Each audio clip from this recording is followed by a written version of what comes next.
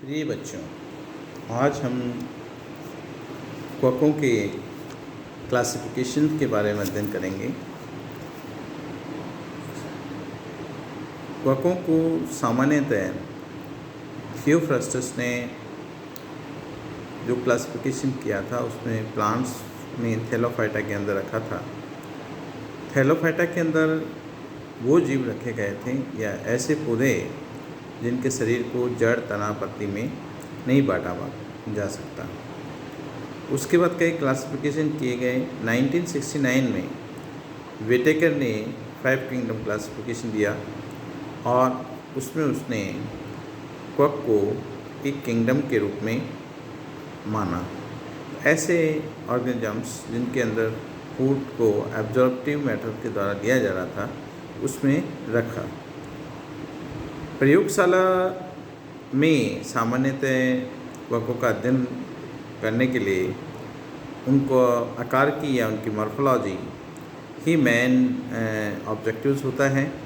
और जब एक नॉमेनक्लेचर के तहत जब क्लासिफिकेशन किया जाता है तो हम ये मानते हैं कि कोई डिवीजन लेवल पे कोई ऑर्गेनिज्म को हमने रखा है या नाम दे रहे हैं तो उसका जो सफिक्स है या वो जो शब्द होगा वो उसका एंड में माइकोटा MYCOTA माइकोटा लगेगा। इसी तरह से अगर सब डिवीज़न हम क्लासिफाई कर रहे हैं तो उसके एंड में माइकोटीना या MYCOTINA टीना शब्द आएगा। इसी तरह से क्लास अगर हम रिप्रेजेंट कर रहे हैं तो क्लास के एंड में जो है माइसीड्स MYCETES माइसीड्स वर्ड आएगा, सीड्स वर्ड आएगा। एंड सब क्लास अगर है तो उसके एंड में माइसिटिडी या MYCETIDAE माइसिटिडी शब्द आएगा। इसी तरह से अगर ऑर्डर को हम रिप्रेजेंट कर रहे हैं तो ऑर्डर शब्द के एंड में हम देखेंगे तो ALES एलीज वर्ड होगा। एंड फैमिलीज़ को रिप्रेजेंट करने वाले शब्द के पीछे AC लगा होगा, AC। तो इस प्रकार इसी तरह से फिर जो जेनरा होगा वो कैपिटल लेटर में लिखा जाएगा और जो स्पीसीज होगा वो स्मॉल लेटर में लिखा जाएगा। और दोनों का अगर साइंटिफिक नेम है तो उसको हम अंडरलाइन करेंगे। आइंसवर्थ का जो क्लासिफिकेशन था उसको सिंप्लीफाइड वे में मैं प्रेजेंट करने का प्रयास करूँगा। तो यहाँ पे हम सब किंगडम माइकोटा लिया हमने। तो माइकोटा जो किंगडम लिया उसके अंदर जो कैरेक्टरिस्टिक्स रखे गए उसमें पहला कैरेक्टरिस्टिक था heterotrophic and absorptive nutrition.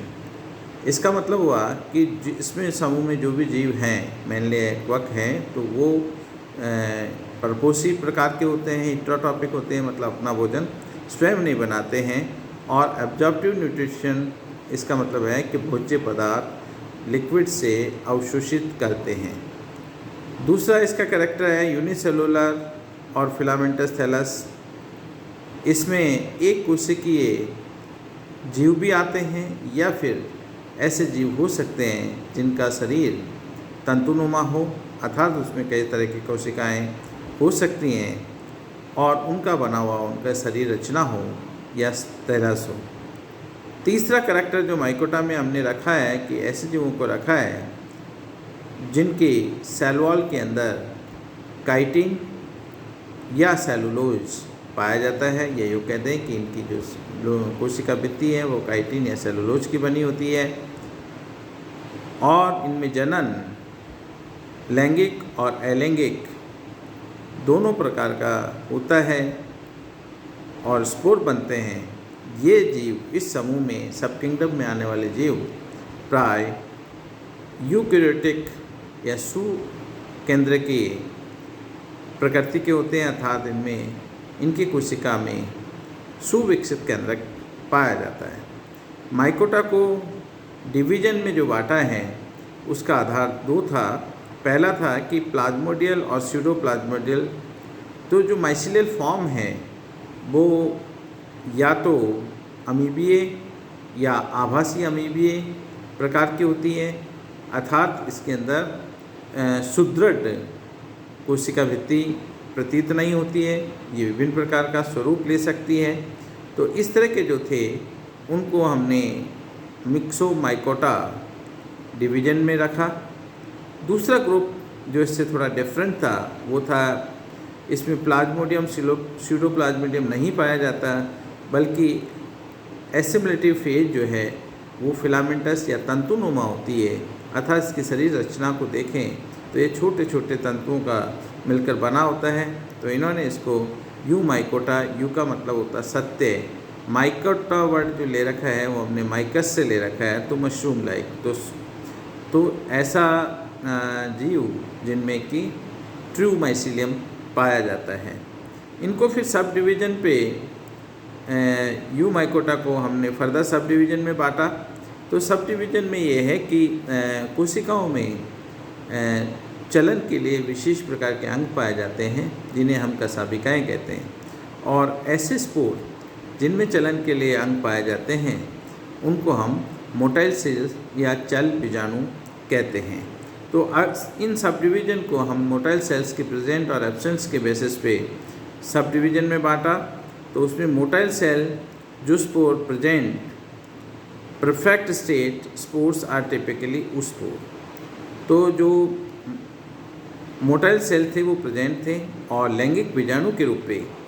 Perfect spore का मतलब होता है कि जो 2n नंबर ऑफ क्रोमोसोम्स जिस न्यूक्लियस के अंदर पाया जाता है, या यूँ कहिए कि जो रिप्रोडक्शन की आउटपुट होती है उसको हम परफेक्ट स्टेट कहते हैं। तो मोटाइल सेल मीन्स चल बीजाणु पाए जाते हैं, और चल बीजाणु के साथ साथ अगर आप ऐसा ग्रुप ऑफ फंगस है जिसमें कि लैंगिक बीजाणु स्पोर बनता हो, तो इस प्रकार का जो सब डिवीज़न है उसको हम मैस्टिगोमाइकोटिना कहते हैं। अगर हम ब्रीफ करें कि मैस्टिगोमाइकोटिना में पाए जाने वाले फंगस के कैरेक्टर क्या होंगे, तो इसका मतलब ये हुआ कि इसके अंदर एक तो जो फंगस होंगे उनका माइसीलियम है वो फिलामेंटस होगा, यू माइकोटा होगा, इसका मतलब इसके अंदर जो केंद्रक होगा वो सुविकसित होगा, और जो चल बीजाणु बनेंगे वो फ्लैजेला युक्त होंगे, और इसमें जो लैंगिक बीजाणु हैं वो स्पोर बनेगा। इसका मतलब है कि इसमें ऊगेमस टाइप का रिप्रोडक्शन होगा। तो ये मैस्टिगोमाइकोटिना के कुछ कैरेक्टरिस्टिक्स हुए। इसी तरह से दूसरा ग्रुप बनाया जिसमें इन्होंने कहा कि क्वक तो माइसीलियल है, लेकिन उसके अंदर चल बीजाणु नहीं पाए जाते। इसका मतलब है कि कसाबिकाएँ युक्त जो है स्पोर्स का निर्माण नहीं होता। तो इसको इन्होंने वापस तीन भागों में बांटा। Perfect stage spore is zygospore. ऐसे क्वक जिनके अंदर जो लैंगिक बीजाणु बनता है वो जाइगोस्पोर बनता है। जाइगोस्पोर प्लेनोगेमी के फलस्वरूप बनता है। इसका मतलब हुआ कि दो जो है स्पोरेंजियोफोर वो पास पास आते हैं और बीच का हिस्सा है वो प्रोस्पोरेंजिया देन स्पोरेंजिया में कन्वर्ट होते हैं, और जहाँ ये दोनों फ्यूज होते हैं वहाँ का जो माइसीलियम है वो थिक वॉल्ड हो जाता है, और जो संरचना बनाता है उसको हम जाइगोस्पोर कहते हैं। तो परफेक्ट स्टेट स्पोर आ जाइगोस्पोर, इसका मतलब लैंगिक बीजाणु जाइगोस्पोर बनते हैं। ऐसे जो क्वक हैं उनको हम जाइगोमाइकोटिना कहते हैं। जनरली म्यूकर, राइजोफस वगैरह इस कैटेगरी के फंगस हुए। फिर सेकंड जो टाइप हुआ उसमें मोटाइल सेल प्रेजेंट है और परफेक्ट स्टेट भी पाया जाता है, लेकिन परफेक्ट स्पोर जो है वो एस्कोस्पोर होता है। तो एस्कोस्पोर एस्कस में बनता है। एस्कस का मतलब होता है थैलीनुमा संरचना। तो ऐसे स्पोर जो किसी स्ट्रक्चर के अंदर बंद होते हैं जिसे कि हम एस्कस कहते हैं, और इस तरह के जो स्पोर जो किसी पर्टिकुलर एस्कस या बंद संरचना में बनते हैं उसको जिस ग्रुप में आते हैं उस ग्रुप को हम एस्कोमाइकोटिना कहते हैं। अब ऐसा ग्रुप ऑफ फंगस भी होता है जिसमें परफेक्ट स्पोर एक्जोजीनस होता है, मतलब बहिर्जात होता है, बाहर की तरफ बनता है। और इस तरह के जो स्पोर्स होते हैं उनको हम बेसिडियोस्पोर्स कहते हैं। ये लैंगिक जनन के फलस्वरूप बनते हैं और जिस ग्रुप ऑफ फंगस में बनते हैं उस सब डिवीजन को हम बेसिडियोमाइकोटिना कहते हैं। साधारणतया जो स्मट्स हैं और जो रस्ट हैं वो इस ग्रुप ऑफ फंगस में आते हैं। अब दूसरा मोटाइल सेल तो एब्सेंट है, लेकिन मोटाइल सेल एब्सेंट के साथ परफेक्ट स्टेट वाले प्रेजेंट वाले 3 ग्रुप हो गए। चौथा ग्रुप ऐसा था जिसमें मोटाइल सेल भी नहीं पाए जाते और परफेक्ट स्टेट स्पोर भी नहीं पाया जाता। इसका मतलब उसमें लैंगिक बीजाणु का पता नहीं है। इस तरह का जो ग्रुप था उसको हमने डेटेरोमाइकोटिना ग्रुप कहा। इसका मतलब हुआ कि जो पहले फंजे इम्परफेक्ट था वो ही इसमें डेटेरोमाइकोटिना में रख दिया गया। ऐसे स्पोर या ऐसे फंगस जिनका कि परफेक्ट स्टेज में किस प्रकार का स्पोर बनेगा नहीं पता है, तो उसके लिए इसको काम में लिया जाता है। ये हुआ जिसमें हमने कवकों को पहले माइकोटा सब किंगडम से डिवीजन में हमने बांटा। उसका आधार हमने रखा कि माइसीलियम कैसा था, प्लाज्मोडियल था या ट्रू माइसीलियम था। फिर उसके बाद फर्दर हमने क्या किया कि जो ट्रू माइसीलियम आया, यू माइकोटा आया, उसको हमने on the basis of motile cell present है या एब्सेंट है उसके बेसिस पे हमने सब डिविजन्स में बांटा, जिसमें मेस्टिकोमाइकोटिना, जाइगोमाइकोटिना, एस्कोमाइकोटिना और बेसिडोमाइकोटिना में बांटा। अब हम वापस 1 by 1 एक ब्रीफ आउटलाइन क्लासिफिकेशन लेते हैं ग्रुप्स का। जैसे मेस्टिकोमाइकोटिना में हमने कैरेक्टर लिए थे कि ऐसे ग्रुप ऑफ फंगस जिसमें माइसीलियल एसिमुलेटिव फेज हो, मतलब कोकजाल या कोकतंतु फिलामेंटस हो, जिसमें चल कोशिकाएँ जूस्पोर या चल बीजाणु हो, और परफेक्ट स्टेज जो है हमेशा ऊस्पोर बनता हो। उस ग्रुप को फर्दर इन्होंने क्लासिफाई किया ऑन द बेसिस ऑफ कि जो मोटाइल सेल है उसमें कितने फ्लैजिला हैं। जनरली चल बीजाणु या मोटाइल सेल्स जो होते हैं, जो स्पोर्स होते हैं, उनमें प्राय 2 कसाबिकाएँ देखी जाती हैं। एक विप्लस टाइप होती है, एक टेंसेल टाइप होती है।